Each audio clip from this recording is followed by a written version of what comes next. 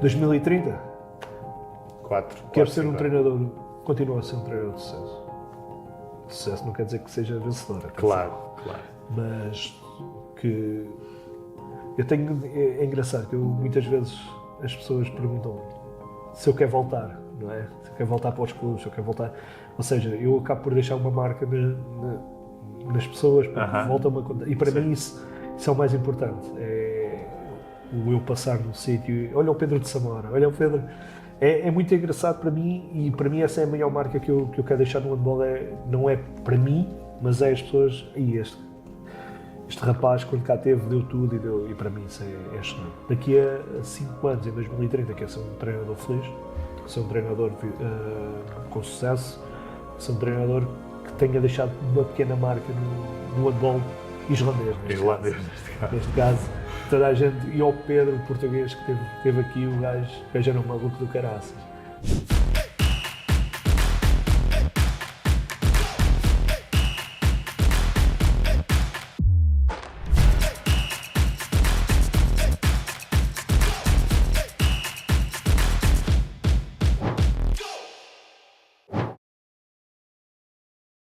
Olá a todos, bem-vindos a mais um episódio do nosso podcast de Ponta a Ponta, Conversas sem Resina. Hoje, não desfazendo todos os convidados que estiveram até ao episódio do Pedro Nunes, que está aqui hoje, não desfazendo os outros, o Pedro, para além de estar na Islândia e de estar aqui uns dias a passar de férias, fez o grande favor de vir ao norte, desde de Lisboa até cá acima, para estar connosco aqui, quis e fez questão de estar aqui presencialmente.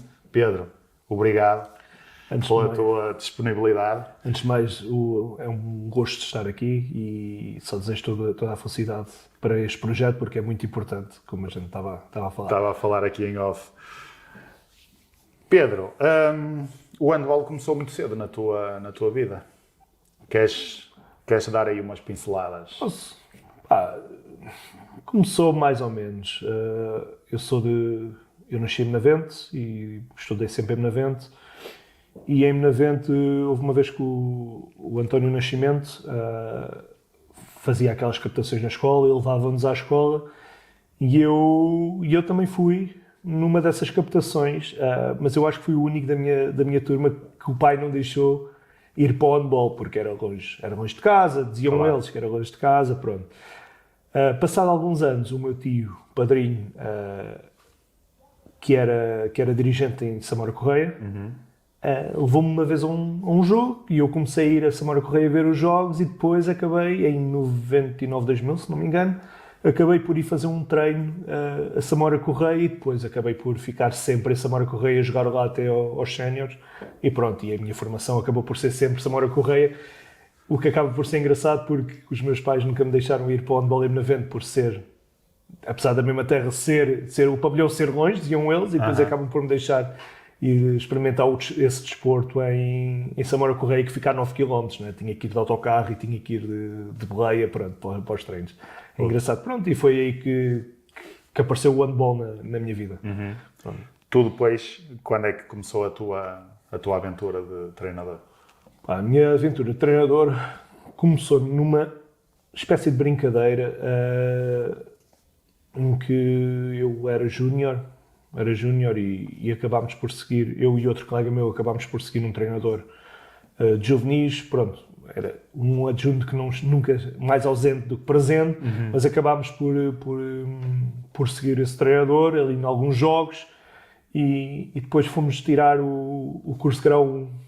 Fomos uns quantos de Samora Correia tirar e eu e o meu colega na brincadeira, agora a gente só para no Master Coach. E pronto, e a partir daí eu fui o único que parou no Master Coach, que ele parou no grau 2, se não me engano, e eu, pronto, fui seguindo, até ao fim, sabendo que o clube precisava também de treinadores com grau superior, eu fui sempre interessado nessa parte. Pronto, e a partir daí foi treino grau 1, grau 2, grau 3, depois Master Coach e pronto, e por aí fora. E o teu clube, o primeiro foi lá em Samora Correia? Foi em Samora Correia, era o Grupo Esportivo Samora Correia, que depois passou a ser NASC, passou a ser o NASC e pronto, e a partir daí foi sempre. É o meu clube, eu posso dizer que em termos de handball, é o meu clube de coração, é o clube pelo qual eu sou grato por estar onde estou, porque deu-me todas as ferramentas possíveis que eu podia ter. Pronto. Tu deixaste de jogar quando? Eu deixei de jogar no meu primeiro ou segundo ano de sénior, quando estava na faculdade. Eu fui estudar para Tomar, e o primeiro ano de Engenharia Eletrotécnica e de Computadores, e no primeiro ano eu fazia, pronto, Tomar ainda fica um bocadinho longe de Samora Correia, Lobo Navente, e eu fazia um pequeno sacrifício, faltava às aulas à sexta-feira para treinar à quinta-feira. Pá, e depois eu nunca fui um grande jogador, e a gente estava na terceira divisão e íamos ao monte, íamos à ilha, pronto, e eu fazia essas viagens, mas nunca jogava. Então eu acabei no final da época por, já que eu não estou a conseguir jogar, olha, vou me dedicar aqui um bocadinho à parte do treino e pronto, deixo de jogar. E foi isso. Acabei por, no primeiro ano, acabei por nunca ser um treinador muito presente nos primeiros anos por causa do curso. Ia mais para dar o cartão, como se costumava dizer, dar o grau e ajudar ali um bocadinho, e acabou sempre por ser nesse contexto que eu comecei o treino. Pronto. Basicamente foi isso. E depois, quando acabei a faculdade, depois acabei por assumir uma equipa assumi uma equipa de iniciados, também só podia ir à quinta-feira, pronto. Assumi a equipa de iniciados com um adjunto que fazia os treinos de início da semana. Iniciados, depois baixei para os infantis, depois foi sempre juvenis, séniores em Inglaterra e pronto. E foi sempre assim rundo. Já lá vamos às viagens. Já vamos. Há umas quantas. É assim, há sempre um bocadinho este lugar comum que, se vai ouvindo aqui e ali, que a malta, quando chega ali um bocado à faculdade, muita gente cai por terra, não é? Porque tem que se dedicar aos estudos. No teu caso, tocaste aí num ponto, pronto, que achavas que não tinhas tanta qualidade como isso para dar seguimento. Às vezes o contexto também assim o obriga, porque há uma equipa que não nos escolhe para ficar no plantel, não é? Mas nós em Portugal temos muito este problema, não é? Chegar ali um bocadinho à altura da faculdade e as coisas, a malta tem que escolher. Temos, e principalmente em clubes da terra, como se costuma dizer lá em baixo, em que estamos longe, não tem faculdade perto, ou faculdade a 50 km, pronto, e acabamos sempre por perder, e aliás, muita gente das ilhas também sofre por isso, os clubes das ilhas, porque nós não, ou imagina, vamos para Lisboa, saímos de manhã, chegamos às tantas da noite, depois já não apetece treinar, ou já não, pronto, porque já não há, apesar de gostarmos, aquilo é mesmo só isso, acaba por ser um gosto, e eu por acaso acabo por ser um bocadinho crítico em relação a isso, devido ao, eu acho que nós vemos o desporto apenas como uma coisa amadora e acho que estamos na altura de passar para o próximo passo. Claro. Porque enquanto nós estivermos a pagar uma Santos Torresmo e um Small, não vamos conseguir. Claro. Porque as pessoas, o que é que eu vou ganhar mais? É ir estudar ou é ir para o handball? Pronto, para o handball dá muito e dá, mas se calhar o estudar acaba por ser a nossa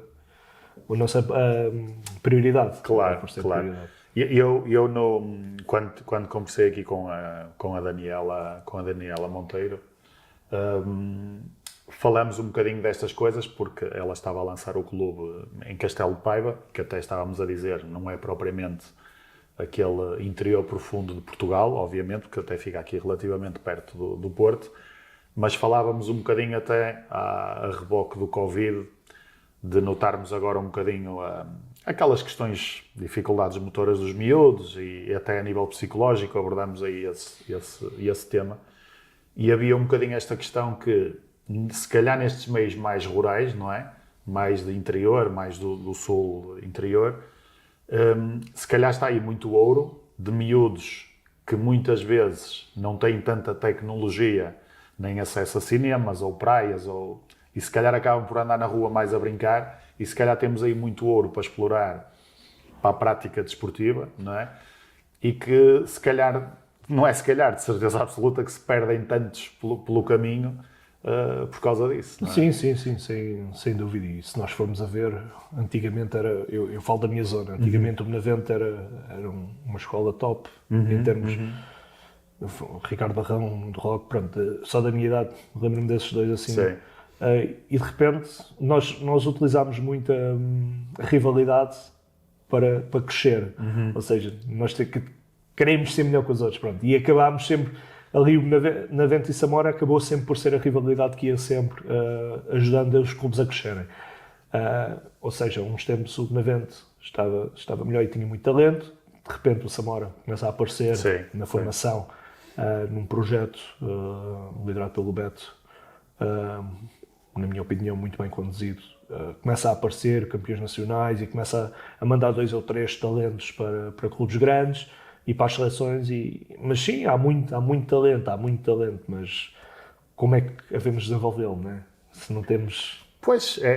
Se não temos competição... Essas conversas que temos tido aqui, fala-se muito às vezes de coisas concretas, mas no fundo a gente quando as vai agarrar esfumam-se um bocadinho porque tem que partir de muita coisa, tem que partir de muito... De mudar o contexto, de mudar a mentalidade de quem está de cima para apoiar de forma diferente. Sim, porque eu sinceramente eu acho que as coisas não...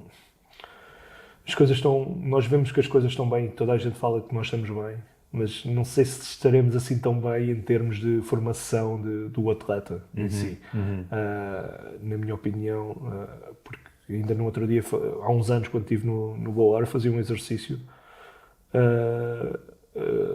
com o treinador e fazíamos o exercício, ok, precisamos de um pivô, quem é que temos aqui à volta que conseguimos ir buscar? Pronto. E não surgia um nome, é engraçado. Ou estavam todos no Belém ou coisa assim, ou então não surgia um nome que tivesse que adicionasse alguma coisa que a gente precisasse. Claro. Ou seja, era uma coisa que pode existir qualidade em termos séniores, mas é uma qualidade muito esporádica.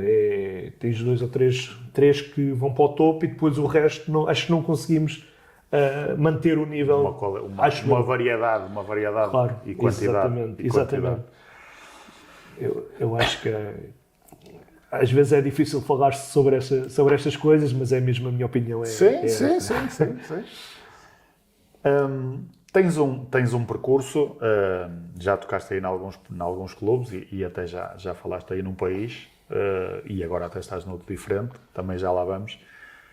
Tens um percurso em vários contextos. O que é que cada clube achas que te aportou em termos da tua experiência do que tens agora? Tiveste a parte formativa dos Master Coaches e os graus todos, mas o que é que... Acho que posso dizer que me trouxe o meu core, a minha base, a minha mentalidade. Posso dizer que estive em Inglaterra, trouxe-me resiliência, principalmente resiliência e tentar safar-me da maneira que conseguia. Porquê? Porque quando vou para a Inglaterra eu não falava minimamente inglês, apesar de eu achar que era quando a gente sai e emigra achamos que somos o master, não é? Claro. E que sabemos muito bem inglês, mas quando começam a falar connosco, nós até... Por acaso até tenho uma história engraçada sobre a Inglaterra. Trouxe-me resiliência. Depois quando regresso, vou para o contexto dos marienses, me trouxe-me experiência. Pronto, e depois outra vez Nasc, e depois Benavente, e agora Islândia. Trouxe-me, se calhar, o melhor momento que eu tive até hoje em termos desportivos. Trouxe-me isto, conhecer outras culturas, conhecer uma realidade que eu gostava de ter conhecido há mais tempo. Porque eu acho que o handball islandês com o handball português, ibérico, eles interligam-se muito bem. Tanto a parte técnico-tática individual da Islândia como a nossa parte coletiva. Então eu sempre acreditei, não sei porquê, que juntando as duas as coisas podiam ser muito, muito boas, e então acabei por ter ali esse tipo de experiência de uma coisa diferente.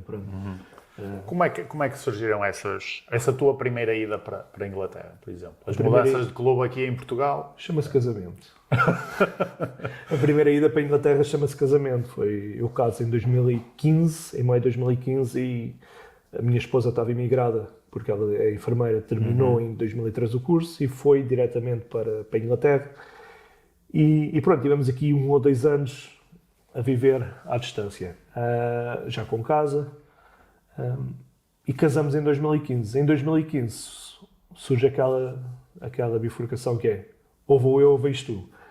Estávamos no meio daquela crise em Portugal. Sim. Pá, e depois eu tinha começado o meu centro de explicações, as minhas explicações privadas de matemática, e ela, pronto, e a gente pôs na balança e eu tomei a decisão de, não, eu vou. Pronto, e surgiu por aí, quando chego lá, tento logo procurar um clube, e nós procuramos logo os melhores, não é? Os que têm mais nome, Claro. se é melhor ou pior, são os que têm mais nome, e pronto, e depois surgiu, foi assim, foi esse... Se bem que a Inglaterra estava um bocadinho... Sim, Está sim. melhor agora, não é? Sim, mas... E sim. mesmo assim ainda não tem um nível... Não tem um nível comparado, eles estão a crescer muito, mas estão a crescer, já conseguem ter, por exemplo, temos um jogador que é o Francisco Pereira, que é português, que é de Lisboa, que já que está numa terceira divisão alemã, mas ele já tem nacionalidade inglesa e já joga pela seleção. Já tem bons jogadores, tem jogadores engraçados e interessantes, pronto. É engraçado que grande parte do core do handball inglês é português, que é o Ricardo Vasconcelos, que é o João Castro, de Lisboa. É engraçado. E eles estão a trabalhar muito bem e eles têm uma coisa boa, que é a federação foca e mete as pessoas a trabalhar. É muito engraçado. Lá não funciona muito pelo conhecimento, funciona por se tu és bom ou és mau. Pronto. Bom ou mau em termos de trabalho. Do trabalho. Não é se conhece esta pessoa, se conhece aquela. Pronto, é engraçado, porque eu até... Eu acho que posso contar isto, não há problema. Eu candidatei-me uma vez para selecionador de sub-17 da Grã-Bretanha e vou à final com outro britânico, não é? E eu começo a pensar... Eu não fui escolhido. Quem foi escolhido foi o outro. Eu começas a criar uma coisa na cabeça, não é? Claro. Porque aquilo foi por entrevista, aquilo não é só eu conheço, eu sei que esses são bons, a gente vai fazer. Não, é mesmo entrevista, mandas o CV, fazem perguntas em termos de treino, de reflexão sobre o treino, pronto. E eu acabei por nunca tinha ouvido falar nisso, não é? Ou seja, acho aquela parte da experiência que eu estava a dizer. Sim. E eu depois até perguntei, Ricardo, o que é que se passou? Porque eu quero saber, porque é para crescer, para evoluir. Olha, há aqui algumas questões que tu não estavas muito por dentro e pronto, e outra pessoa respondeu melhor, pronto, ok, tudo bem. Mas foi engraçado, o processo de seleção, apesar de eles serem menos evoluídos ou menos desenvolvidos em termos de handball, o processo de seleção é um processo muito mais profissional e profissionalizado. Tem a casa bem montada, não é? Exatamente, ou seja, vai pela competência e não tanto pela cunha.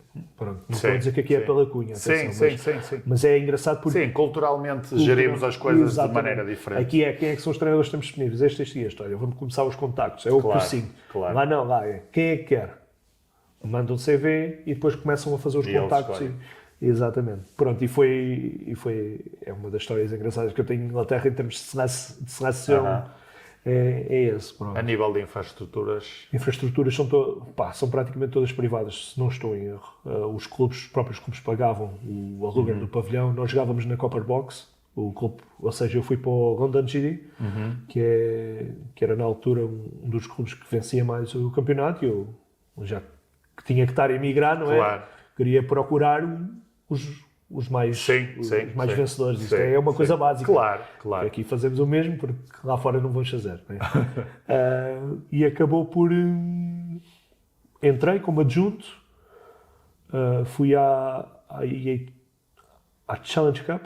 Fui à Challenge Cup nesse ano como adjunto, e depois o treinador principal, ou por incompatibilidade da vida ou qualquer coisa, pronto. Deixou e eles convidaram para assumir o cargo principal e eu assumi, pronto, mais uma época e meia, tive lá uma época e meia mais ou menos, venci o campeonato nesse ano e depois vamos à EHF Cup, vamos a Israel, jogamos em Israel no ano a seguir. Foi engraçado que Inglaterra acaba por ser o meu ponto de viragem em termos de temperamento de treinador. Foi muito, e principalmente quando fui treinador principal nas competições europeias, porque eu era muito maluco, se fosse preciso partia os bancos todos, pronto, por assim dizer, né? E lá encontrei-me com uma mentalidade completamente diferente. Claro, e tiveste de ajustar. E tive que me ajustar, e depois a parte, quando fui às competições europeias, também comecei a sentir, ok, no outro lado estão super calmos, a falar super bem, e eu aqui, eu não posso também. Pronto, claro. E a partir daí comecei-me a moldar moldei-me completamente e foi engraçado que às vezes nós estamos fechados numa bolha, não é? Estamos fechados na nossa bolhinha e quando vamos lá para fora e saímos da bolha, epá, calma lá que se calhar não era assim tão... Não era bem assim com o meu pinto. Mas foi engraçado. Tem outra história muito engraçada, não sei se... Pô, claro. Por exemplo, no último jogo precisávamos de um empate para ser campeões. Estamos no empate, faltavam 10 segundos. 10 segundos. O meu inglês sempre foi espetacular, não é? Sabia hi and goodbye e estava bom, não é? Meto o time-out a 10 segundos do fim. Estávamos a perder por precisávamos marcar. O pavilhão estava cheio da equipa que podia ganhar. Ou seja, não era com quem a gente estava a jogar. Os outros que podiam ganhar estavam a apoiar a outra equipa. Engraçado. E eu meto o time-out. A gente a perder por barulho do caraças. A gente já nervoso, não é? Normal. Precisas de marcar para ser campeão. E eu meto o time-out, chamo a malta toda e bloqueio. Não me sai nada. Nem em português, nem em inglês, nem nada. Pronto, a minha sorte foi que o capitão era português, comecei a falar para ele e eles depois começaram já sabiam o que é que era para fazer, não é? E as coisas acabaram por rolar. Mas foi engraçado porque a pressão, e a partir daí aprendi como gerir essa parte mais emocional, não meter tanta emoção no jogo e meter um bocadinho mais racional. Foi engraçado porque, ou seja, a gente acha que tem tudo sob controle e de um momento para o outro a pressão... Sim, e depois também noutra língua também não ajuda, não é? Pá, completamente. A língua já não era perfeita, então naquele momento em que precisas de meter a pressão e pronto, e a partir daí as coisas, felizmente, fazemos um golo, conseguimos defender e somos campeões. Pronto. Felizmente as coisas correram bem, mas se não tivessem corrido mal, eu estava tramado. Eu era o treinador, mas felizmente os jogadores contavam comigo e aquilo não era um contexto mais amador, apesar de todos quererem ganhar e tentarmos levar as coisas o mais profissional possível. Claro. Era um contexto completamente amador. Os jogadores estavam comigo e sabiam o que fazer, pronto. E aí desenrasquei-me. Mas foi duro essa aí, meto o time-out, quero falar e não sei uma palavra, completamente bloqueado. Achas que cresces mais nas vitórias ou nas derrotas? Nesta tua, se olhares assim pelo retrovisor, o que é que te fez mais andar para a frente? Serão sempre as derrotas, não é? Conforme. Mas acho que as derrotas, posso dizer que são as derrotas. Eu desde a Inglaterra, desde dessa entrevista que eu estava a falar, de entrevista de emprego para selecionador, eu aquilo que eu errei na entrevista, eu comecei a fazer, que foi a refletir, depois dos treinos, depois dos jogos, comecei a refletir e pronto, e acabei por crescer nesse aspecto. Claro que na vitória nós refletimos e pensamos que está tudo bem, não é? Nas derrotas é que tu vais muito mais focado no que erraste, não é? É o que eu costumo dizer, nem sempre está tudo bem, nem sempre está tudo mal. Claro. Tu tens que saber ok, se a gente venceu também temos que olhar da mesma maneira e foi isso que eu fui aprendendo também com as derrotas. Esta época, por exemplo, posso dizer que passei ali uma fase um bocadinho mais complicada, que foi depois do Natal. Foi uma fase mais complicada em que tive algumas derrotas, em que eu estava a começar a bloquear e não estava a conseguir gerir. Pronto. Depois acalmei, procurei ajuda e pronto, as coisas depois foram resolvendo. Não sei se ainda vamos a essa parte. Sim. Mas depois eu quando fiz, mas pronto, eu acho que ambos são importantes. Eu acho que é a maneira como nós olhamos para eles é que é diferente. Uma, olhamos com um desespero de melhorar porque é que nós falhámos, não é? E outra mais tranquilamente porque vencemos e para nós a vitória muitas vezes é o significado do sucesso. E nem sempre, o sucesso a vitória significa sucesso. Porque podemos ganhar por 10 ou por 20 ou por 30 e haver muita coisa a melhorar. Claro. Pronto, e portanto... Sim, eu acho que quando nós atingimos aquele patamar até de própria consciência individual, não é? De tirar as ilações de todos os momentos. Claro. Porque às vezes podes ganhar, como estavas a dizer, nem tudo esteve bem, não é? Como também quando perdes, se calhar falhou ali só uma coisinha e até àquele momento houve um jogo perfeito, ou há um caminho perfeito que foi percorrido e que só se falhou mesmo no fim. Eu este ano fiz uma coisa que foi, comprei um caderno Comprei um caderninho e então, à segunda-feira de manhã, porque também felizmente permite-me fazer isso, à segunda-feira de manhã sentava-me a refletir. Pronto, normalmente cortava o jogo ao domingo, ou pedia, ou trabalhei com uma pessoa que me cortava os jogos ao domingo, e eu ali refletia muito à segunda de manhã, ia lá para um cafezinho lá em Isla Fiordura e depois acabei por refletir. Mas para mim, neste momento, a reflexão acaba por ser um momento-chave em todas as minhas semanas de trabalho. Porque e começo mesmo a acreditar isso, sem uma pequena reflexão nós parar não para conseguimos. pensar. Exatamente. E hoje a vida é muito de gás. Ainda agora quando cheguei eu estava a dizer à minha mulher, ver aquelas pessoas todas em Samora Correia a dar de um lado para o outro e os carros, a mim já me faz confusão. Passei uma época inteira numa calmaria, não é? Claro. E agora aquilo já me faz confusão, a ver tanta gente a andar de um lado para o outro sem parar, e é muito... Estiveste em Inglaterra com alguém português ou estiveste completamente sozinho com pessoal inglês? Não, estive sozinho. Tive alguns jogadores portugueses. Mas de equipa técnica? Não, equipa técnica fui eu sozinho. Fui sempre sozinho. Depois trabalhei nas seleções regionais. Trabalhei nas seleções regionais em que um dos top managers era português, que é o Ricardo Vasconcelos. Trabalhei, ou seja, foi a coisa mais próxima, pronto, Depois, entretanto, algumas vezes o Ricardo, foi uma ou duas, também não foi muitas, o Ricardo chamava-me, porque ele é o selecionador nacional britânico, o Ricardo chamava-me para ajudar nos treinos, ou coisa assim, pronto, para ajudar ali naquela parte mais, mas nada de oficial, pronto, era mais para ajudar. Sim. Foi o mais próximo. Um bocadinho ao contexto que às vezes também temos aqui com os selecionadores regionais também convidam. Exatamente. Quando a gente às vezes vai observar um treino do miúdo e ele vê-nos na bancada, aqui dá uma ajuda. Era uma coisa diferente. Ali é uma coisa diferente. Nesse sentido. Foi o mais próximo que eu tive de um português na equipa técnica. Okay. Tu depois lá tiveste uma mudança de Tive uma clube. mudança de clube, porque no London GD acabava por fazer... Em Londres demoramos sempre uma hora, seja 5 km ou 10 km.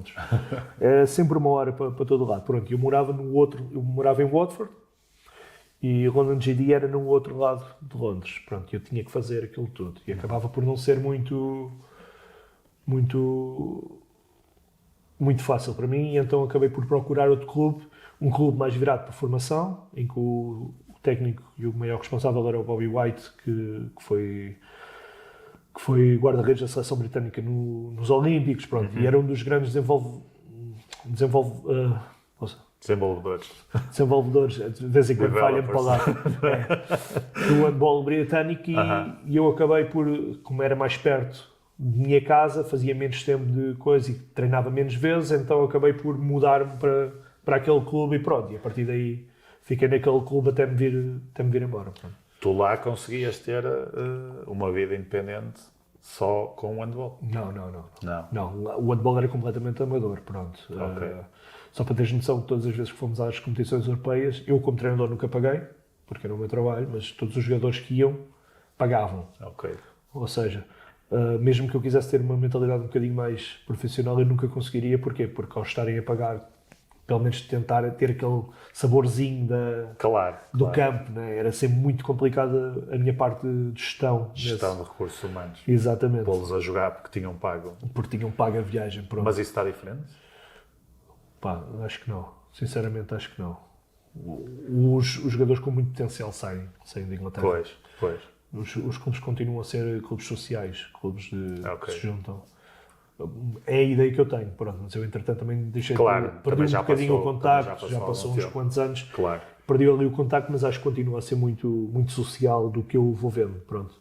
Mas felizmente a Federação já tem Final Four, já reestruturou os campeonatos todos, se não me engano, já tem 2 grupos na primeira, pronto, já está a reestruturar, mas é muito... Está a ser feito o caminho, mas ainda estão um bocadinho lá atrás. Sim, ainda falta muito. Achas que o handball português valoriza suficientemente as experiências internacionais?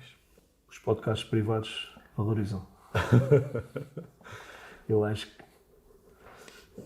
que não. Eu acho que nós estamos fechados numa bolha aqui e olhamos, não digo inveja, olhamos com vontade de ter a vida do outro, mas sem desejar mal. Entendes o que eu quero dizer? Eu acho que não valorizamos. Eu acho que tens muito bons treinadores fora e este ano tens muitos a vencer campeonatos e tens muitos, mesmo não vençam campeonatos, tens muitos a fazer boas campanhas e se calhar não vês muitos despedidos, não vês nesse aspecto, porque às vezes podem estar mal, e não vês, e mesmo que estejam mal, eles continuam porque estão a fazer um bom trabalho, estão a fazer um trabalho de futuro, mas depois aqui tu precisas, com essa experiência, por exemplo, eu dou-te um exemplo, não quero ser eu, e não é por ser eu, mas tens muitos, por exemplo, vou-te dar um exemplo, tens um Nuno Farelo, que tem uma experiência brutal. Pá, porque é que nós devemos estar aí? Ou então, vamos agora ao Andebolito, por exemplo. Porque é que nós temos que ir buscar um espanhol para palestrante se tu tens bons treinadores de guarda-redes lá fora que se calhar te trazem e sabem o que é que tu vês, o que é que tu sentes. Entende? Adaptado aqui à nossa realidade. Pronto, é um exemplo, se calhar é um exemplo parvo, mas é um exemplo que eu acho que nós não valorizamos. Eu acho que devíamos valorizar muito mais. Não, é um bocadinho cultural. Eu tive esta conversa, pode ser um exemplo um bocadinho paralelo com isso, que é nós, por exemplo, vamos à Espanha com uma equipa portuguesa, pá, e os espanhóis defendem os espanhóis. Não querem lá, não aqui apostar vassalagem aos portugueses. Claro. Pronto.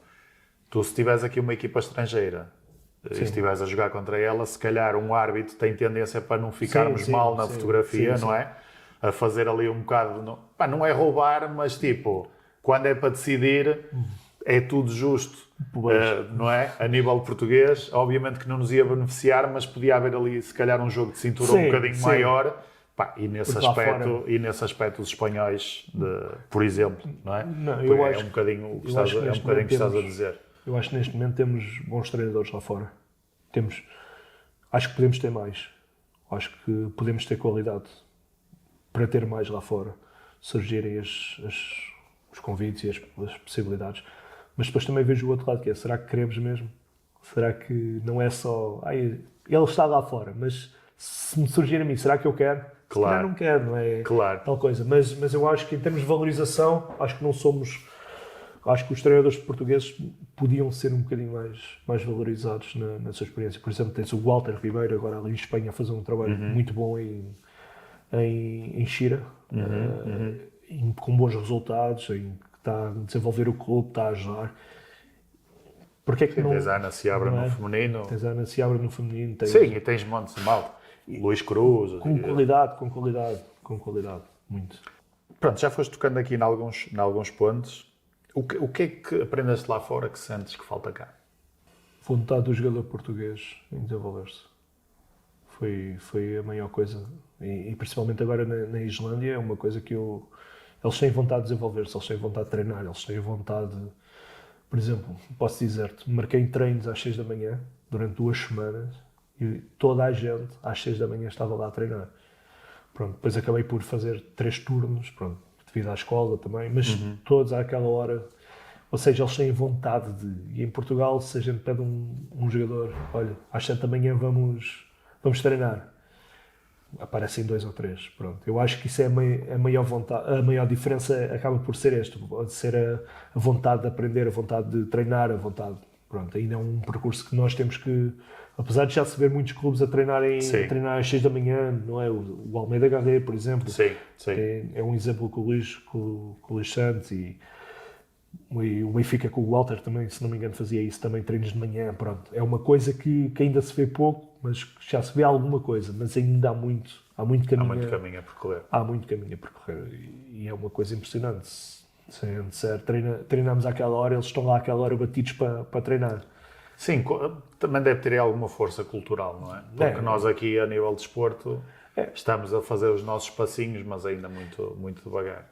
Quando eles veem miúdos da idade deles a saírem já para o estrangeiro com 17 anos ou 18 anos, não é? Ou ir ter trials, algumas barras, por exemplo. Agora há muitos a irem para algumas barras ter trials. Já foram para aí 7 ou 8 desde fevereiro, qualquer coisa assim parecida.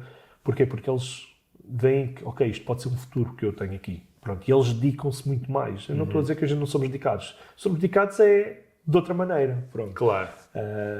Acho que é uma coisa que nós temos que mudar e sim. E se mudarmos isso, eu continuo a dizer, a nossa inteligência tática coletiva sobrepõe-se muito à técnica individual dos outros.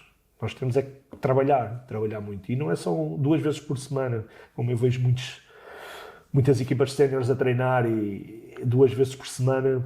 Não chega. E se queremos chegar a um patamar mais acima, tem que se treinar mais. Claro. Dar muito mais de nós. Vamos sair da Inglaterra, vamos até à Islândia um bocadinho. Vamos até à Islândia. Já lá estiveste. Já estou um bocadinho farto. Preciso de umas férias, mas vamos lá. Pronto, entrando aqui um bocadinho até em pormenor, até antes de irmos à Islândia, como é que surgem estes saltos? Ou seja, tu foste à Inglaterra e depois voltaste. Foi na mesma situação profissional?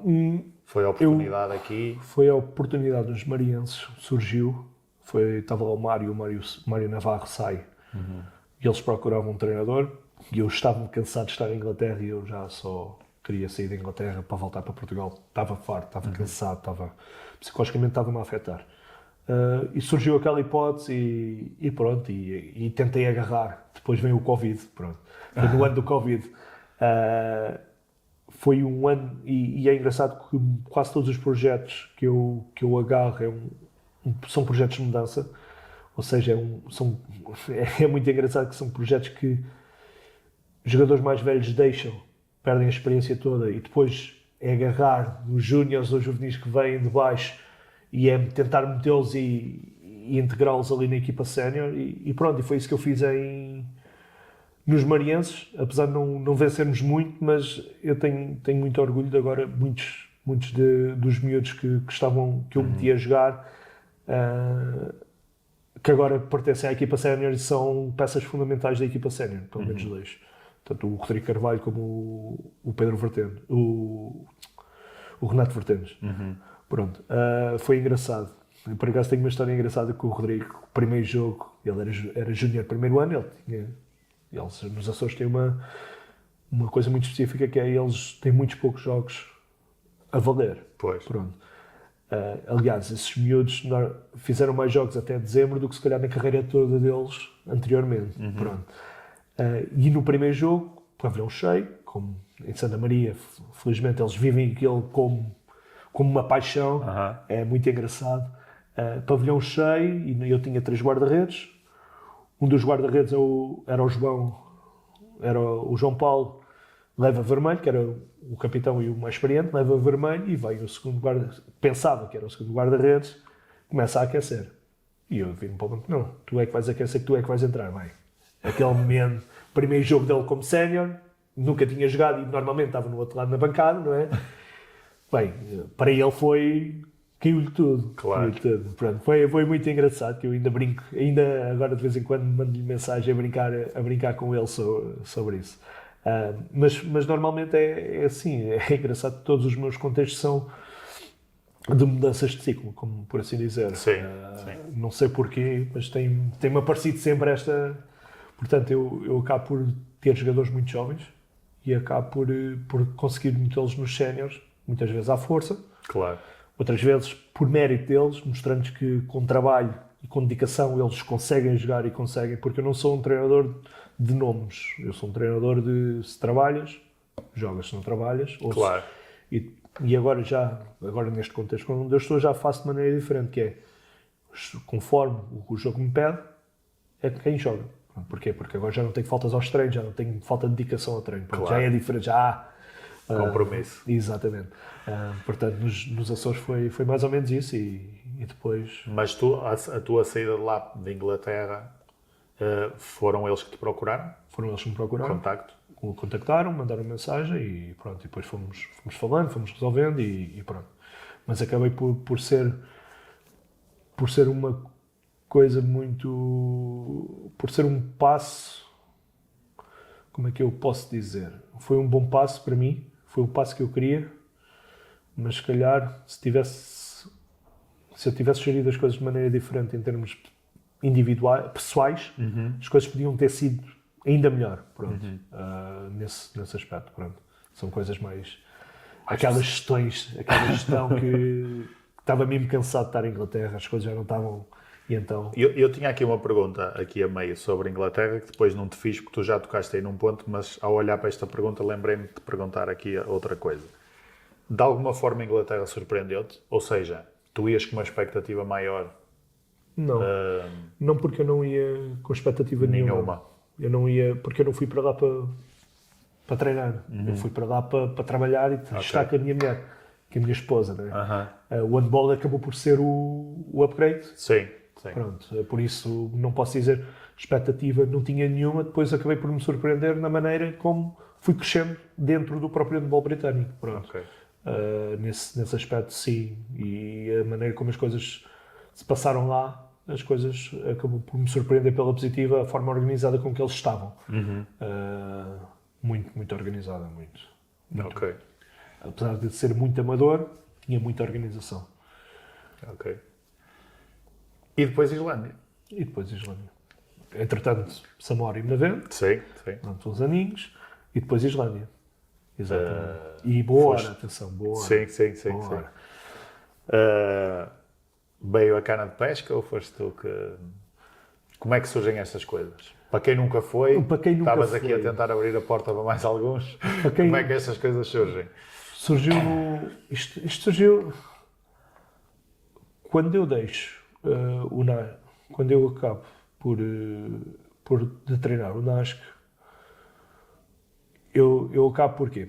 Porque a minha esposa começa a fazer um mestrado em saúde materna e pronto, eu tinha que, porque já tínhamos 2 filhas e eu, nesta vez tinha que ser eu a parar, pronto, e foi uma das razões pela qual eu parei de treinar. E por essa questão familiar eu parei completamente. Surgiram mais 2 ou 3 convites, um deles muito interessante, mas que rejeitei logo à primeira, nem ouvi contextos, nem ouvi nada. E depois, nesse ano, eles contactam-me através de um fórum de treinadores, contactam-me através do Facebook, ou foi um agente, e depois um agente também porque este clube trabalhava com um agente, o agente também me indicou, e eles entraram em contacto comigo, isto é em 2023, 2021, 22, ou seja, 22, 23. No final de 2023 eles entram em contacto comigo. Mas eu estava naquela fase de que tinha parado completamente de treinar e tive que dizer que não. Apesar daquilo ficar-me a remoer, e ficou-me durante algum tempo a remoer e eu falar com a minha esposa, tentar convencê-la, não é? Mas o acordado foi aquele, então acabámos por... o acordo é o acordo e acabou. Pronto. Sim, e para ti ainda era mais difícil a resistência porque já tinha estado fora, quem já foi uma vez e outra vez. Exatamente. Não é? E não é isso, estamos a falar de profissionalização de uma coisa que eu gosto, não é? Claro. Que apesar de tudo, a gente somos o mais profissional possível aqui, mas não é o nosso profissionalismo aqui que nos mete a comida na mesa aos nossos filhos. Claro. Infelizmente é um profissionalismo amador, como costumo dizer. Pronto, eles contactaram, eu disse que não, agradeci eles ainda me tentaram de me ver e impressionantemente, não sei porquê, mas eles queriam mesmo que eu fosse e eu disse que não, pronto. Já nem estava a contar, porque foi aquilo que eu estava a dizer há bocado, que é quando o comboio passa uma vez, a gente fecha a porta. Fecha a porta e já não passa mais. Foi curioso que eles contrataram um treinador e quando o treinador saiu, acho que eles tinham tentado contratar também um treinador português, mas não efetivaram qualquer coisa. E eles depois voltaram a contactar o ano passado, outra vez por mensagem, porque eu acabei por manter-me um bocadinho em contacto com o presidente. Nunca soube com o contexto ou com a vontade de ir, nunca foi esse o propósito, foi só porque eu gosto de falar com pessoas, eu gosto de... Claro. Principalmente como eu tinha aquele contexto com aquele vício da Islândia, do handball islandês, eu gostava de conhecer e gostava, pronto, e acabei sempre por estar um bocadinho em contacto. E depois, mas nem estava à espera, e pronto, eles agora contactaram-me outra vez e negociámos e pronto, e depois acabámos por fechar o acordo e pronto, e lá estou eu em Isafjord neste momento. Tu qual é o teu contexto lá? Estás com Não, estou com séniores. Séniores? Estou com séniores, com os sub-18 e com a coordenação da formação. Ok. Neste momento, este é o meu contexto, sendo que os sub-18 treinam maioritariamente não, sempre com os séniores. Ou seja, já estou a fazer, muitos deles já estão a jogar como titulares, por exemplo, nos séniores. Já estão a ter não os 60 minutos, mas talvez 50 minutos por jogo nos séniores. Portanto, acaba por ali... Por haver um crescimento. Exatamente. Ok. Exatamente. Como é o teu dia lá? Ok, como A é que tua semana? Ok, como é que é a minha semana? Tens que preparar aí vários contextos, não é? Tenho que preparar muitos Coordenar contextos. formação. Coordenador, apesar de a parte da coordenação de formação ainda está, porque eu não conhecia o contexto, então este ano foi um bocadinho mais de aprendizagem e conhecer, porque é muito diferente daqui, tudo, ou seja, porque eles, em termos de formação, então foi muito mal. Pronto, e então acabei por ser um ano mais de reconhecimento em termos de coordenação, de saber onde mexer, com quem ir, com quem... Pronto. Mas basicamente a minha semana obrigo-me todos os dias a sair de casa para ir para o office, que tenho um office onde trabalho. Acordo todos os dias por volta das 7 da manhã, 7h30. Depois de manhã tenho 2 ou 3 dias que dou treinos de manhã ao ginásio. Pronto, mas normalmente ginásio dou-lhes liberdade para ir à hora, desde 6 da manhã para ir à hora que querem. E depois à tarde treino. Basicamente isso. Pronto, e depois acabo por muito o meu dia-a-dia no office ser corte de jogos, contactos, fazer os PowerPoints de apresentação, preparar treinos, pronto, mais ou menos. Acaba por ser à volta disto no meu dia todo. Ok. Depois tenho uma especificidade que é se jogar fora ou jogar em casa, que é se jogo fora, à sexta-feira viajamos, porque nós estamos a 5h30 de autocarro da capital, que é onde maioritariamente há os jogos. Pronto, vamos, temos um hotel, paramos no hotel e no dia a seguir jogamos. Pronto. Não treinamos sexta-feira. Se jogarmos em casa, treinamos sexta e depois jogamos sábado. Pronto. Normalmente é esta a minha rotina diária. Okay. Sem days off, sem folgas, sempre corrido. Lá quando é que é jogado os séniores? Sábado. Sábados. Normalmente sim. O que a gente aproveita é quando vamos a Reykjavik, jogamos sábado séniores e sub-18. Pronto, porque depois o sub-18 aquilo é diferente de cá. Pronto. Não sei se queres entrar nesse contexto. Sim. Portanto, aquilo são 3 fases da época. Aquilo são divididos em 4 divisões, em que jogas a uma volta, portanto, tens primeira, segunda, terceira e quarta divisão. Jogas todos a uma volta. Okay. Depois os 2 primeiros de cada grupo e os 2 últimos trocam. Sobem divisão ou descem. Okay. E acabamos com 3, temos 3 divisões assim, 3 fases. Okay. Só uma volta e normalmente é 2. Normalmente é 3 fora, 3 em casa, ou 3 fora, 2 em casa, pronto. E quando vamos fora, acabamos por aproveitar quando os séniores vão, já que fizemos esta viagem, jogamos no dia a seguir com os miúdos. Ok. Ou seja, a organização já está montada desta forma. Já está mais ou menos para montada. Para poupar nas viagens, não é? Mas a nível de... O que é que tens abaixo disso? Ou seja, tu coordenas sub-16, sub-14, os escalões lá são... Portanto, os juvenis são os sub-18, que vão até aos 15 anos. Portanto, são 3 anos. Depois tens sub-15, sub-13, sub-11. Portanto, os sub-15... Como é que é? Os sub-15 e os sub... Não, os sub-15 também é handball de 7.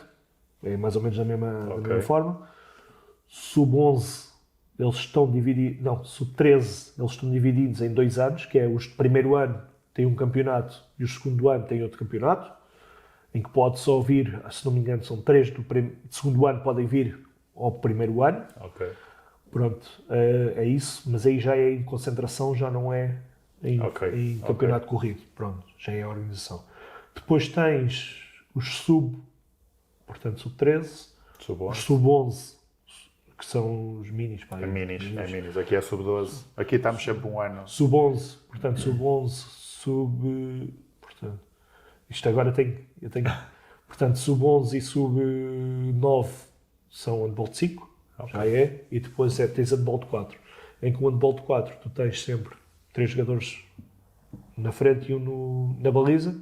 e quando tens posse de bola da baliza, transforma-se em jogador. Tipo handball por aí. Tipo handball como se fosse um handball. Exatamente. Em que acho que tem algumas regras, essas regras ainda não sei bem porque Claro. não é, mas eu acho que tem algumas regras em que os jogadores têm que tocar na linha dos 6 metros, quando vão para a defesa são obrigados a tocar, não podem ficar logo subidos. Pronto, tem algumas especificidades um bocadinho diferentes.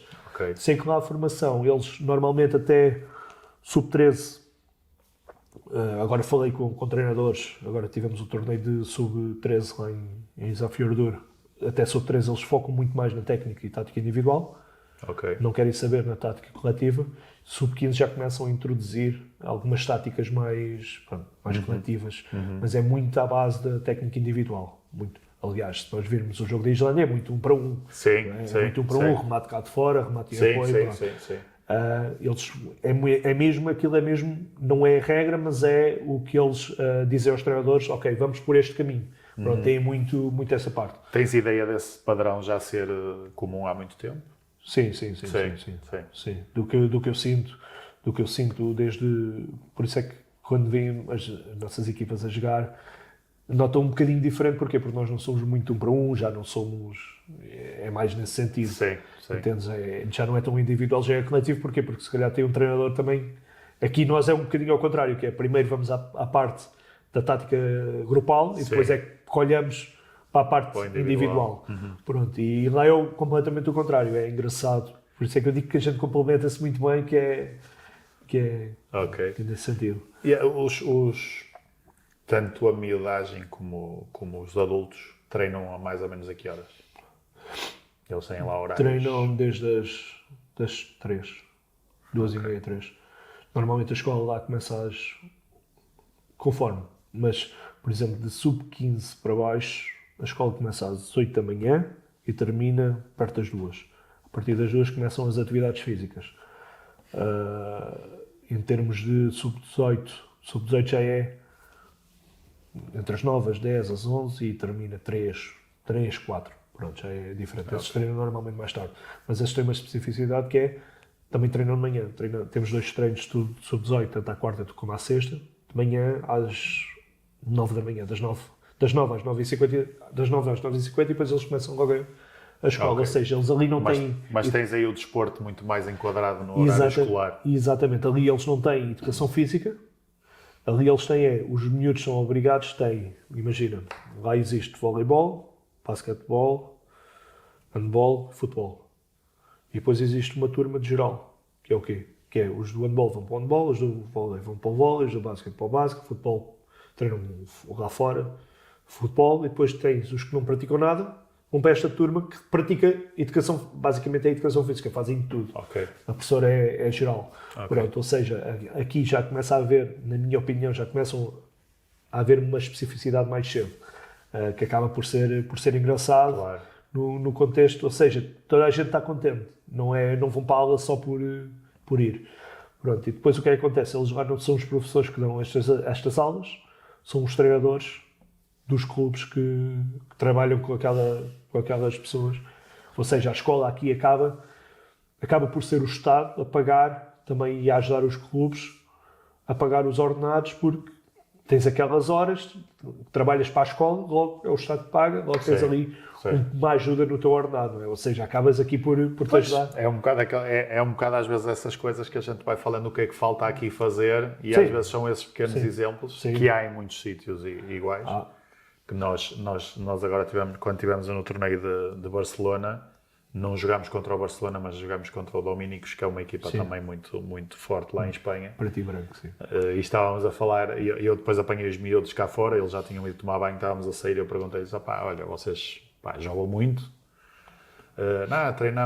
Treinamos todos os dias, 2h30 depois da escola, saímos por volta das 3h30, 4, treinamos 2h30, meia hora de ginásio e 2 horas de piso. E eu disse, às 4 horas ainda estão às vezes os nossos a fazer metade da tarde, que só vão sair às 6h30 e chegam ao clube às 7 e saem para jantar às 9 ou 8h30. Pronto. E depois vês um nível de handball e de prática desportiva, nem é o handball, é de prática desportiva. Ainda há pouco tempo apareceu até um reel com um vídeo da equipa deles sub-14, umas estacas enormes, uns miúdos gigantescos. Mas eu acho que é isto que me custa, entendes? Por vezes perguntam, queres voltar? E eu digo sempre, não sei.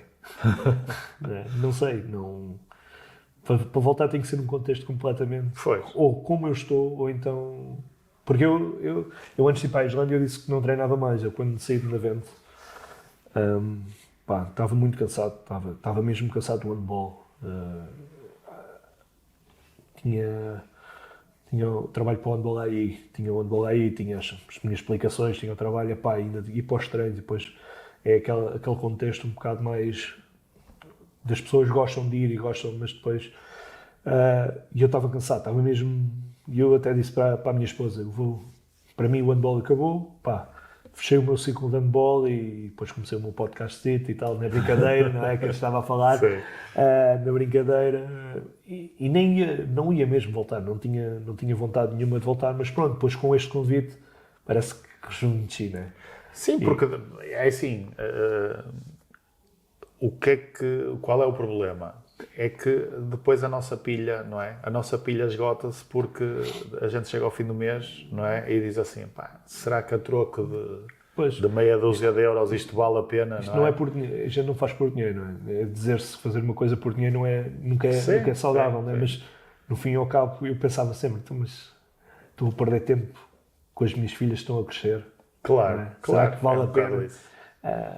E tinha mesmo, na altura, tinha mesmo decidido que, por mim, está bom, já, vou tentar dar de outras maneiras, ou que eu possa ao handball, mas treino para mim acabou, pronto, mas depois...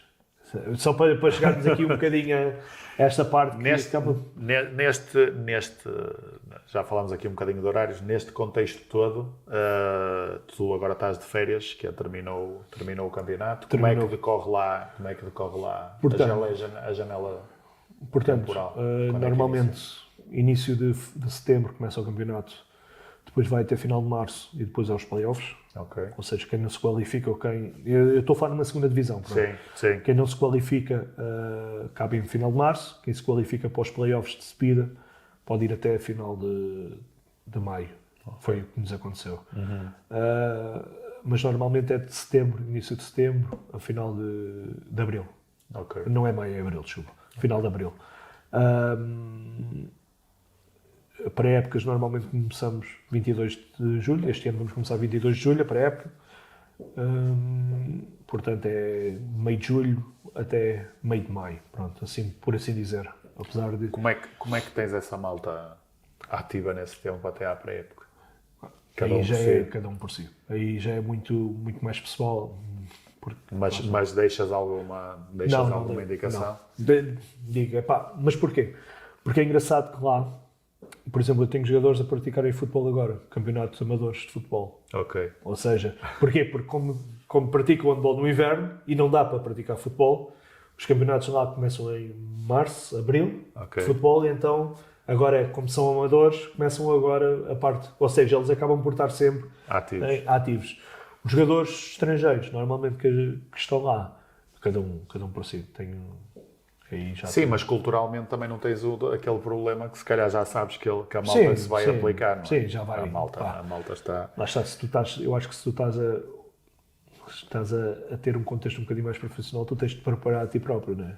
É como eu também vou tirar curso, eu vou ouvir coisas, vou procurar para crescer como treinador, para estar preparado para a nova época, né? Uhum. Os jogadores acho que penso que seja o mesmo. Sim, não tem que ser pago pelo clube, não tem que ser pago por nada, nem tem que ser indicado, tem que ser o próprio jogador. Claro. Acho eu. Sim. O treinador, se me vierem pedir ajuda, eu consigo ajudar. Mas se não pedirem ajuda, também não sou eu que tenho que estar. Agora, dia 22 de julho, têm que estar todos lá, porque se não estiverem em forma, vão sofrer um bocadinho, né? Vai custar um bocadinho mais, mas é mais nesse sentido. Tiveste assim alguma dificuldade? A barreira linguística, inglês, não é? Inglês, claramente, para toda a gente. Não, eu acho que a minha maior barreira ali, a minha maior dificuldade foi encontrar uma coisa tão calma. Entendes? É mesmo calmo. Eles vivem a vida. Eles não querem saber... vou correr para quê? Vou devagarinho, vou andar. Essa foi a minha maior dificuldade, foi entrar naquele ritmo. Claro. Mas não, em termos de língua, os miúdos falam melhor inglês que eu. Os miúdos de 5 anos, portanto. Sim. O islandês, muita gente que já diz que o islandês um dia pode vir a terminar porque é uma língua tão específica daquele país, mas que as pessoas já não falam tanto, não é? Que têm medo que isso um dia acabe. Mas língua, sim, porque é uma língua que depois também não transportas para lado nenhum, não é? Tens da Ilhas Faroé um bocadinho similar, um bocadinho só. Não, acho que a Dinamarca também tem 2 ou 3 palavras que consegues ir buscar, mas de resto é uma coisa muito, muito particular. Não tenho. Sentiste a abertura dos atletas em abraçar as tuas ideias? Senti, principalmente quando tu consegues mostrar que tens sucesso com isso. Não é fácil mudares uma mentalidade. Por exemplo, eu posso dizer, era um jogo muito 1 para 1 ou, por exemplo, cruzamento central-pivô e remate. A primeira coisa que eu fiz lá quando cheguei foi, não há mais cruzamento central-pivô. Aí é que foi a desgraça. No final, já nem pensavam nisso. Eu disse, vamos fazer isto, que era um cruzamento central-pivô, numa situação qualquer já. E eles ficaram, tem certeza, Pedro? Tem. Então, vamos fazer, não é? Vocês andaram uma época inteira a chatear-me para a gente fazer, então vamos fazer. Pronto, já tinha uma coisa mais ou menos trabalhada, já tinha pensada, mas é engraçado que eles adaptaram-se muito bem e depois acabaram por mais do que adaptar-se, foi entenderem o que eu quero. Porque eu sempre disse, atenção que isto não é uma coisa de curto prazo, isto é uma coisa de longo prazo. A gente está aqui, vamos preparar as coisas para o futuro e não para hoje. Pronto, e eles acabaram por, felizmente têm jogadores muito dedicados e isso, para mim, japoneses, por exemplo, tenho japoneses que para mim encaixaram como uma luva no nosso modelo de jogo, porque são jogadores de muita continuidade e rápidos, que tomam decisões muito rápidas. Felizmente entraram ali que nem uma luva e acabámos por jogadores que a época anterior jogavam 5, 10 minutos por jogo, acabaram por ser titulares e ser muito importantes. Ou seja, porquê? Porque o estilo de jogo era completamente diferente e podiam não ter entrado, podiam não se ter adaptado, mas neste caso eu tive a sorte dos jogadores perceberem e entrarem ali mesmo como eu queria. Pronto, felizmente. Tu quando recebeste o contacto e depois disseste que sim, começaste a preparar, a organizar a tua vida para ir, e a nível de treinador, das tuas táticas, sim, do teu modelo de jogo, das tuas coisas, sentiste que estavas preparado e disseste, olha, vou levar isto e vou aplicar? Ou houve algum estudo prévio da tua parte? Não houve estudo prévio nenhum. Eu sinto que às vezes olho para o jogo um bocadinho diferente da malta. Volto a dizer, não é melhor nem pior. Sim, é a tua maneira de trabalhar. E eu vivo muito o momento. Eu, por exemplo, posso dizer que a época passada vi mais de 350 jogos entre os traqueados vi mais de 350 jogos. Só que havia jogos que ali, a um certo momento, as coisas já eram sempre iguais. Eu já sabia o que é que ia acontecer, já sabia. Ou seja, eu tento reverter o máximo. Que é, se eles estão a fazer isto, então eu vou fazer o contrário. Então eu vivo muito o handball assim, que é, no momento, se o treinador mete um time-out e deve estar à espera de alguma coisa da minha parte, eu vou mudar um bocadinho. Pronto. E foi nesse sentido é muito nesse sentido que eu vivo, que é, eu tento me adaptar o máximo aos jogadores, tento manter a minha ideia de jogo, mas tento adaptar-me também aos jogadores que tenho. Pronto. O que é que eu normalmente faço? Ao início da pré-época tento meter um bocadinho as minhas ideias e depois vou apalpando se as coisas resultam, se os jogadores percebem, se não percebem, porque às vezes não percebem.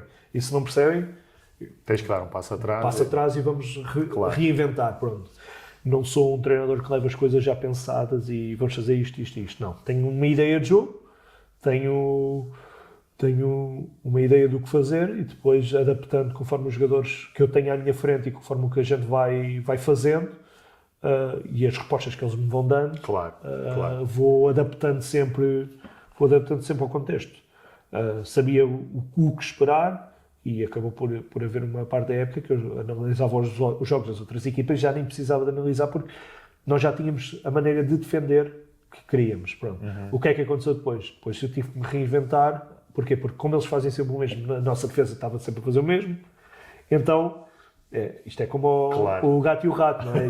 Temos que ir caçando, pronto. E então acabei ali por chegar a ok, agora vamos mudar aqui este posicionamento, em vez de fazer isto, vai este, em vez de ir a este, vai aquele, pronto. E acabámos por ali reinventar. Okay. Portanto, eu sabia que o meu objetivo principal era ir ao playoff, então preparei a equipa para a fase regular e depois no playoff mudei completamente as nossas movimentações, mudei-as completamente para o playoff. Porquê?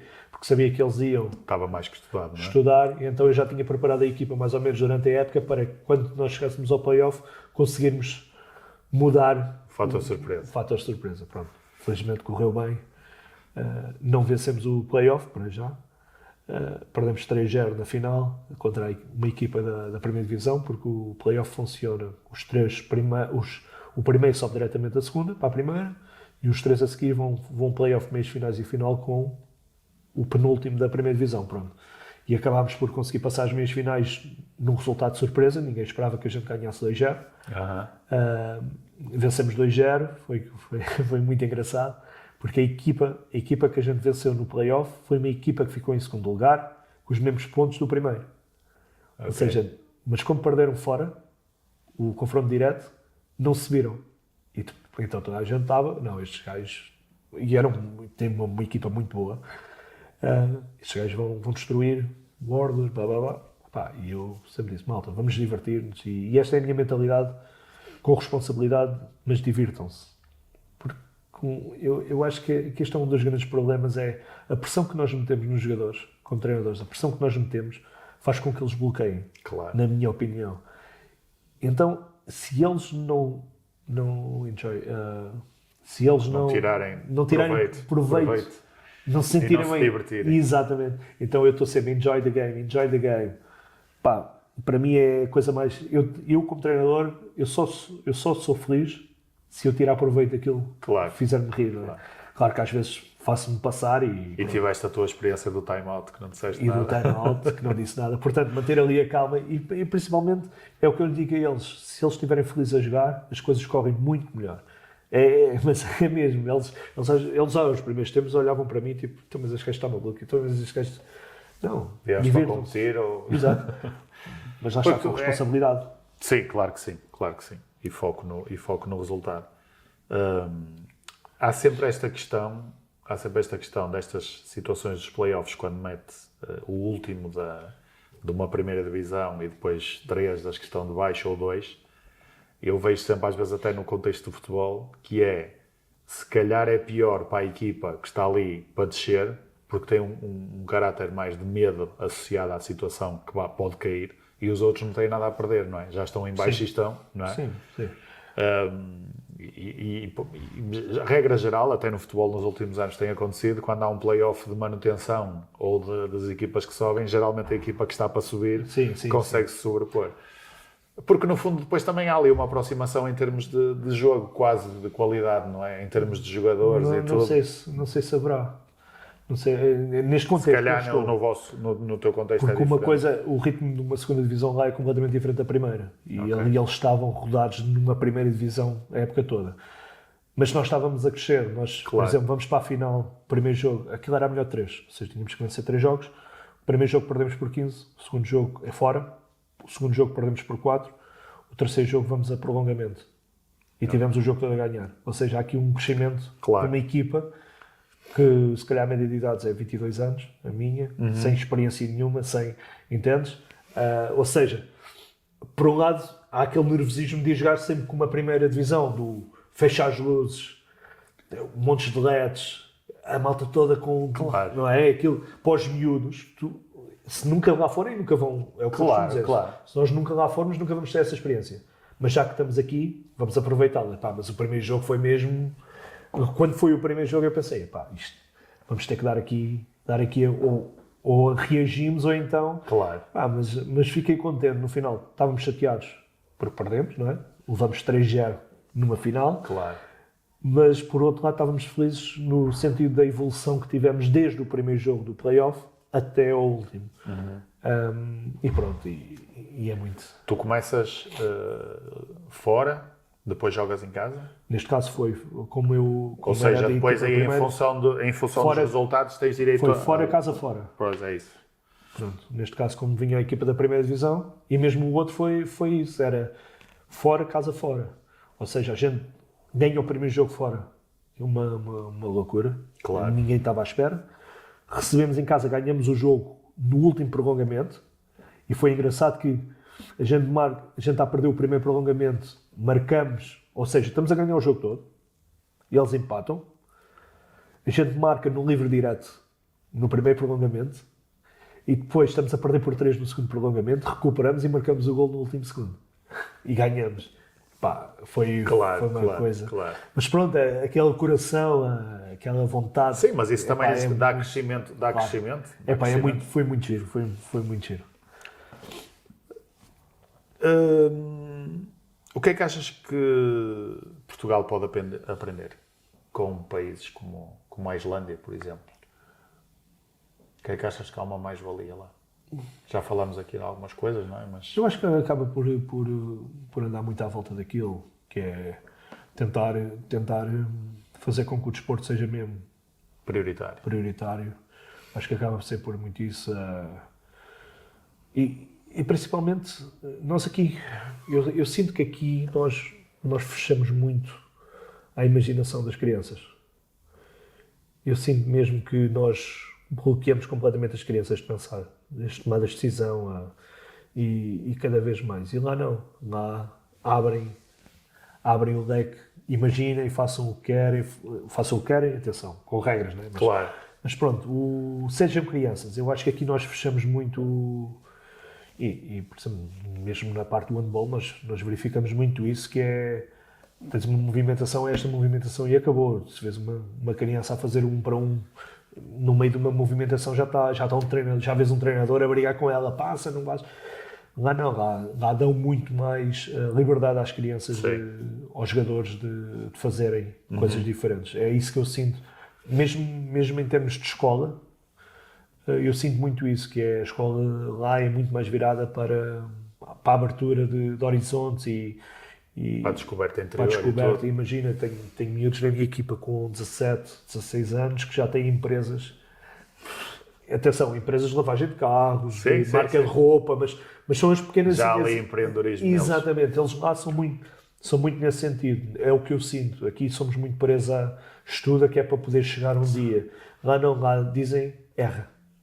Tens aqui, para erra. Aprende. Sim, e o estuda aqui numa coisa que já está muito formatada e que já tem um currículo viciado e antigo. Exatamente. Eu, quando era explicador de matemática aqui, eles perguntavam, então, mas só isto? Não. Mas eu posso fazer este caminho? Podes fazer o caminho que tu quiseres. Tens que respeitar as regras, tu podes fazer o que tu quiseres. Claro. Queres ir por aqui, vais por aqui. Queres ir por aqui, vais por aqui. Ok, agora se fores por aqui, pela esquerda tens estas regras. Se fores pela direita, tens outras regras. Mas tu é que tens de decidir e tu, desde que as cumpras, não é? Claro. E acaba por ser, eu como explicador era muito assim, que era, dava a máxima liberdade de trabalho a eles, para eles, ok, erravam, mas iam, então ok, então vamos lá ver, o que é que achas que erraste? E então ia do início, o que é que tu achas, onde é que achas que erraste? Eu já tinha identificado, não é? Claro. Porque normalmente os erros eram sempre, como professor sabes que os erros são sempre os mesmos, não é? Claro. E pronto, eu acho que lá é muito mais, deixa falhar, deixa errar. E é da maneira que eles aprendem. Eu acho que nós, como treinadores e formadores de jovens atletas, eu acho que nós devíamos dar muito mais liberdade aos jogadores. Eu tenho notado, agora mais destes últimos anos, caiu-se muito no aproveitamento da ferramenta do vídeo, que num contexto sénior para mim faz todo sentido. Tu estudas o adversário e vês os teus próprios erros. Mas acho que se está a descer nos escalões para dar as soluções aos miúdos e tirando essa liberdade criativa. Mas tu, repara numa coisa, eu não sei, já não trabalho aqui. Sim. Mas tu estás a falar no sentido no estudo do adversário, em escalões mais baixos? Sim. Ok. Qual é a tua visão sobre isso? Eu não tenho essa visão. Eu tenho uma visão de pedir a um pai para gravar um jogo, para mostrar aos miúdos soluções, ver o que é que eles fizeram mal, e nem estou a olhar para o adversário. Eu Não, quero é... Não. Olha, foste pela esquerda, estás a ver, estava ali o buraco para ir pela direita. Aliás, eu vi há um documentário sobre o Ajax no YouTube, que por acaso foi uma ideia e eu achei uma ideia brutal, que é, eles lá não... Eles lá, os próprios miúdos é que fazem os cortes do que fizeram bem e fizeram mal. Ok. Ou seja, imagina, marcas uma reunião com o miúdo e o miúdo diz-me 3 situações que tu achaste que tiveste bem. E 3 situações, ou seja, do jogo, eles, agora é fácil, telemóvel, YouTube, cortam um vídeo. Sim. Olha, eu acho que nestas situações eu estive bem, gostei, e depois o treinador concorda ou não concorda. E nestas estive mal, podia ter feito isto, podia ter feito aquilo, o gesto técnico, o 1 para 1, mas já vou cobrar assim para passar para o pivô, passar para o lateral ou para o remate, pronto. E então no Ajax eles mostraram essas imagens de a reunião técnica com os jogadores individuais, era eles a dizerem, ok, eu fiz estes cortes, Isso é top. ok, e eu acho que faz muito sentido. O vídeo para mim faz todo o sentido. Não faz, e muitas vezes o vídeo não tem que ser mostrar à equipa, pode ser um vídeo para o próprio treinador. Sim. E eu contra mim falo que eu já fui analista e Comes vídeo. eu como vídeos. Para mim, se eu pudesse era vídeo, já ando cansado, mas se eu pudesse era vídeo de manhã à noite, pronto. Mas acho que há idades e idades para que nós consigamos mostrar o vídeo. Eu acho que os miúdos não têm maturidade suficiente para analisar o outro adversário, nem faz qualquer sentido, porque corta a liberdade. É um bocado isso. Olha, no sábado vamos jogar com uma equipa. Eles defendem desta maneira, eles atacam desta maneira, então nós vamos já entregar a solução aos miúdos para resolver aquele problema.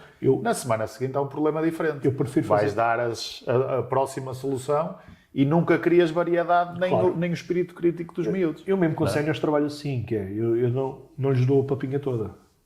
Eu mostro-lhes, imagina, estou a analisar o adversário, eu quero que a solução seja esta. Então eu faço cortes de 2 ou 3 movimentações, falo, olha, atenção, eles fazem isto e isto, ou defensivamente fazem isto e isto, então o que é que eu faço? Desenvolvo exercícios que os leve a entenderem e depois no final do treino o que eu faço? Olha, lembram-se desta situação que eu mostrei no vídeo?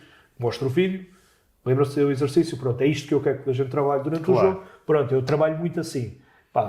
Por isso é que me tira muito tempo a parte. Claro. Tira muito tempo, mas acho que é a situação mais favorável tu não dás a solução, mas sim conseguires indicá-los o caminho com exercícios, do que tu queres. Sim. Ok, vamos fazer um cruzamento. E eles nesse exercício até descobrem 2 ou 3 soluções diferentes. Quantas vezes é que não vês um cruzamento que nem tem...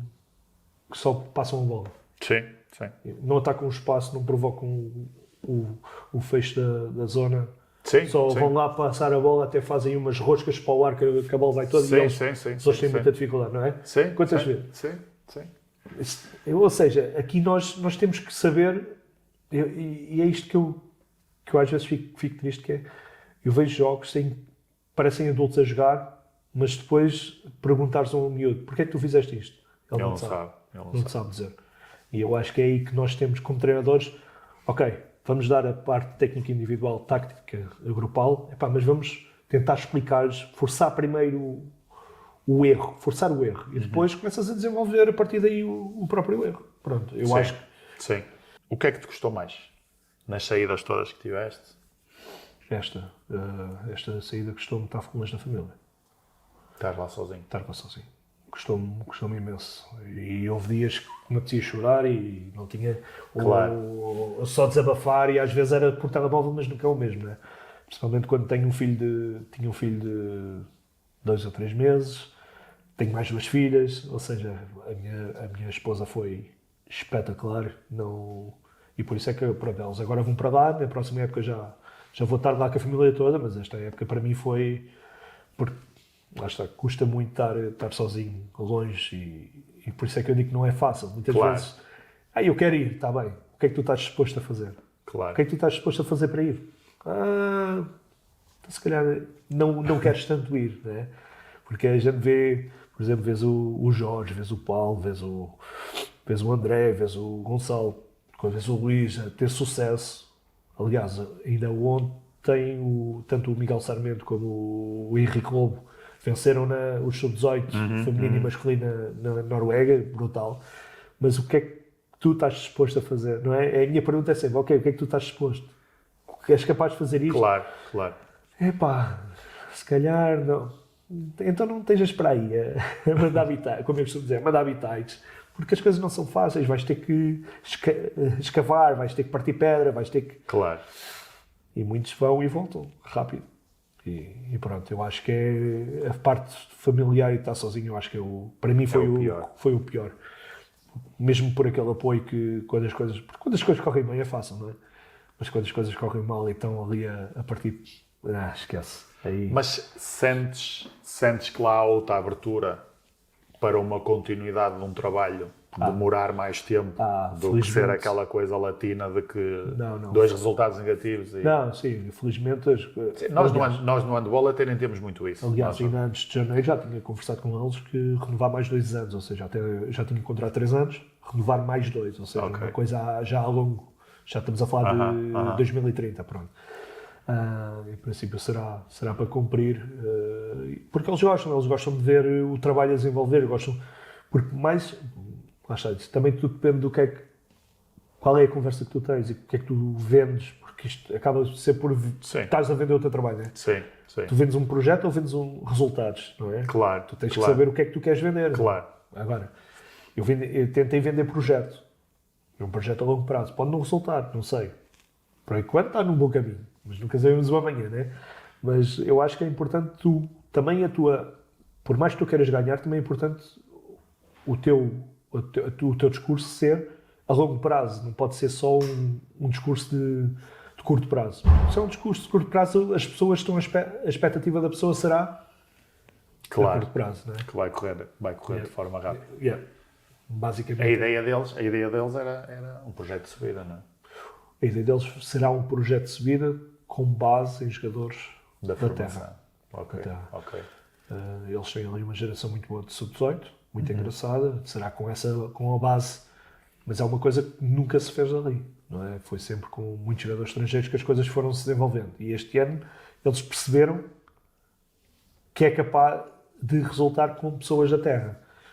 Por exemplo, uma coisa tão básica como os cartazes, os cartazes deixaram de ser com jogadores estrangeiros e eu próprio disse a eles, não, vamos começar a meter jogadores da terra. E começou a trazer mais gente. Entendes? A identificação. Normalmente falavam que era o clube dos estrangeiros e agora já começa a ser diferente o discurso das pessoas de Isafjord Orduro. Portanto, eu acho que, porque eu também venho, por exemplo, de um contexto que é Samora Correia, que nós vivemos o clube como nosso, não é? Nós temos que nos identificar com o clube. E a Samora Correia, não sei se já lá foste jogar, mas aquilo é brutal. Nunca fui. Em termos de séniores é para ver um cheio, toda a gente a apoiar, é muito bom. Tens que ir lá um dia. É muito bom. Então, eu vivi nesse contexto e eu sei o que é viver numa terra pequena, num clube pequeno. Pequeno em termos de... Sim. Então, eu acabo por tentar levar as minhas vivências aqui para um contexto também que é pequeno, porque aquilo no máximo tens 2.000 a 3.000 pessoas naquela terra, estás a ver? Okay. Então acaba por ser também um contexto pequeno e então eu tento perceber o que é que nós estamos a errar para não ter pessoas, por exemplo, é só um exemplo, entendes? As pessoas têm que se identificar com o clube, claro, nestes meios mais pequenos. Então, não faz sentido estar aí buscar jogadores de fora e não trabalhar-os de casa. Então vamos fazer ao contrário, vamos ter a base de casa e vamos complementar com os jogadores o que faltar. E pronto, vai demorar, mas até 2030 quero fazer ali um bom trabalho, vamos ver. Até 2030, 4 anos, tenho aqui para te perguntar, e que treinador é que querias ser daqui a 10? Daqui a 10? Quero ser Ou daqui a 5, vá. Em 2030? 2030? 4. Quero ser um treinador, continuar a ser um treinador de sucesso. De sucesso não quer dizer que seja vencedor. Claro. Mas que... É engraçado que muitas vezes as pessoas perguntam se eu quero voltar, não é? Se eu quero voltar para os clubes, se eu quero voltar... Ou seja, eu acabo por deixar uma marca nas pessoas, porque voltam-me a contar. E para mim isso é o mais importante. É o eu passar num sítio... Olha o Pedro de Samora, olha o Pedro... É muito engraçado para mim e para mim essa é a maior marca que eu quero deixar no handball. Não é para mim, mas é as pessoas... Este rapaz, quando cá esteve, deu tudo e para mim isso é excelente. Daqui a 5 anos, em 2030, quer ser um treinador feliz, ser um treinador com sucesso, ser um treinador que tenha deixado uma pequena marca no handball islandês. Neste caso, toda a gente, e ao Pedro, o português que teve aqui, o gajo era um maluco do caraças. Disse que queria matar os árbitros. Foi engraçado. Das primeiras experiências de lá foi logo um vermelho. Mas pronto. Foi. Epá, nunca tinha sido tão roubado. Nunca tinha sido tão prejudicado na minha vida. Epá, tirei a caneta que tinha do board, da Tactic Board, e atirei a caneta, vermelho. Epá, e eu disse aos árbitros assim: epá, eu mato as minhas filhas se eu não estou a falar a verdade, porque eu pus o time-out, só quero miúdos na mesa, o time-out não entra, não mete o time-out, e vê-se no vídeo. Epá, eu juro pelas minhas filhas. Isto é uma coisa, lá está, uma das coisas que eu aprendi é nunca dizeres portugueses no estrangeiro em inglês. Nunca digas. Porquê? Porque eles não são portugueses, não vão perceber o que é que estás a dizer, então vão levar para o outro lado. Então já houve uma pessoa que disse que eu ameacei os árbitros de morte e não sei o quê, logo 2 semanas, foi logo para a taça, logo 2 semanas depois de relatar, logo notícias e tudo o que era podcast handball e não sei o quê, epá, para mim, eu só pensava, a minha sorte é que... agora abri, já vou fechar a porta. Estou aqui Felizmente o presidente percebeu, né? E sabe que eu não quis, não é esse o meu coisa, mas foi engraçado que eu fui logo treinador português. Agora já não, agora já tem o coisa contrário, ou seja, já respeitam, os árbitros acabaram por, no jogo a seguir que nos apitaram, chamaram-nos à parte, pediram-nos desculpa porque erraram e pronto. Mas foi engraçado porque agora o português que era mau, depois de uma época já acaba por ser um português que já não é assim aquele coisa como eles imaginavam, pronto, como eles tiveram a primeira ideia, né? Felizmente as coisas estão a levar, acho eu, estão a levar o bom nome de Portugal. E qual é o maior sonho que tens no handball? O maior sonho? O meu maior sonho é treinar uma equipa talvez da Bundesliga. É o meu maior sonho. O meu maior sonho é esse. Não digo competições europeias, não digo Champions, não. Acho que basta-me... Segunda Bundesliga, aquele campeonato já é uma Champions. Uma segunda Bundesliga para mim já era... É para isso que eu trabalho, é para isso. Nós trabalhamos sempre para ser melhores, não é? Todos os dias. E só ver esse reconhecimento, porque os convites vindos de fora acabam por ser reconhecimento do teu trabalho, não é? Não é, às vezes é preciso saberes defender, saberes, pronto. E acho que isso é muito importante, mas também o estar no momento certo, na hora certa, vai acabar por às vezes fazer uma grande diferença. E eu acho que o meu sonho é ir para a Alemanha. Completamente. Não vejo, se me perguntar... Tu vês esta abertura que há agora muito maior ao treinador português, que facilita também isso? Ou seja, era mais fácil para ti, ou é mais fácil para ti, estares fora e acontecer isso, do que se estivesses aqui, obviamente? Eu acho que sim. Primeiro, tens muitos treinadores lá fora que acabam por indicar, não é? Uhum. Podem não me indicar a mim, mas indicam um treinador português, porque felizmente estamos... Aquilo que os espanhóis faziam antigamente, que era sai um espanhol, entra outro espanhol, o outro espanhol entra, não é por os espanhóis serem bons ou maus, é porque aquele indicou. Pronto. E eu acho que já se sente isso em alguns portugueses. Pronto. Acho que continuamos com aquela mentalidade com medo que o outro roube-nos o lugar. Eu acho que continuamos um bocadinho com esse medo. Eu vou pensar nele, mas ele vai-me roubar o lugar. Pronto. Acho que é uma coisa normal e é uma coisa que se vai... Porquê? Porque como nós não temos tantas oportunidades de trabalho, acho que temos sempre medo de perder aquilo de bom que temos, não é? Ou de bom, ou aquilo... Eu acho que é uma coisa normal, natural nossa. Sim. Mas que as coisas com o tempo vão desenvolvendo.